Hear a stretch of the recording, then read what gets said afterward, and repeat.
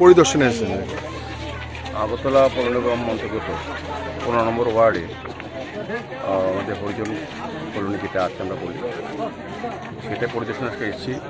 বিভিন্ন সময় আমাদের কর্পোরেটর বলতেন, এলাকার লোকজন আমাদেরকে অনেকটাই বলেছিলেন যে দেখার জন্য, এবং কিছু কিছু কাজ আমাদের করা প্রয়োজন পড়েছে, যেমন ড্রেনের ব্যবস্থা কিছুটা আমাদের নতুন করে করতে হবে। এখানে বৃষ্টির সময় অধিকাংশ রাস্তায় জল জমে থাকে, অনেক বাড়িতে জল থাকে, তো সেটা করার জন্য আমরা ড্রেন নতুনভাবে নির্মাণ করব। পাশাপাশি কিছু রাস্তা নষ্ট হয়ে গেছে, এই রাস্তাটা আমরা মেনটেন্যান্স করার জন্য বলা হয়েছে।